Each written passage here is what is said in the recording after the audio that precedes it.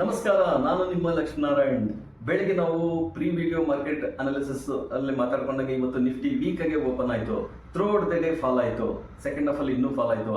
Over all ಆಗಿ Nifty 250 points down ಆಗಿಬಿಟ್ಟು close at 24,712. ಇನ್ನು ಬ್ಯಾಂಕ್ ನಿಫ್ಟಿ ನೋಡೋದಾದ್ರೆ ಓವರ್ ಆಲ್ ಆಗಿ ಆಲ್ಮೋಸ್ಟ್ 700 ಪಾಯಿಂಟ್ಸ್ ಡೌನ್ ಆಗಿಬಿಟ್ಟಿದೆ. 54,450 ಅಲ್ಲಿ ಕ್ಲೋಸ್ ಆಗಿದೆ. ಇನ್ನು ಸೆನ್ಸೆಕ್ಸ್ ಹೇಳೋದಾದ್ರೆ 850 ಪಾಯಿಂಟ್ಸ್ ಡೌನ್ ಆಗಿಬಿಟ್ಟು 80,785 ಅಲ್ಲಿ ಕ್ಲೋಸ್ ಆಗಿದೆ.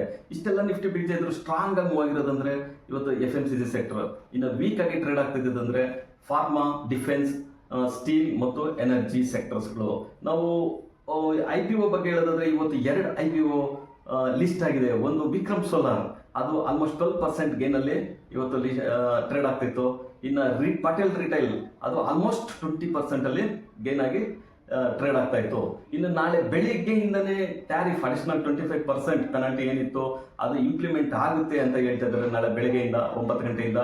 ಅದರಿಂದ ಮಾರ್ಕೆಟ್ ವೀಕ್ ಆಗಿ ಟ್ರೇಡ್ ಆಗ್ತಾ ಇತ್ತು. ಇನ್ನು ನಾಳೆ ರಜೆ ಇದೆ. ಎಲ್ಲರೂ ನಾಡಿದ್ದು ಫ್ರೆಶ್ ಮಾಡಲ್ ಬನ್ನಿ. ಮಂತ್ಲಿ ಡಿರೈವೇಟಿವ್ ಎಕ್ಸ್ಪೈರಿ ಇರುತ್ತೆ. ಫ್ರೆಶ್ ಮಾಡಲ್ ಬಂದು ಎಲ್ಲರೂ ಟ್ರೇಡ್ ಮಾಡಿ ಪ್ರಾಫಿಟ್ ಮಾಡಿ. ಇನ್ನು ನಮ್ಮ ಚಾನಲ್ನ ಲೈಕ್ ಮಾಡಿ, ಸಬ್ಸ್ಕ್ರೈಬ್ ಮಾಡಿ, ಶೇರ್ ಮಾಡಿ.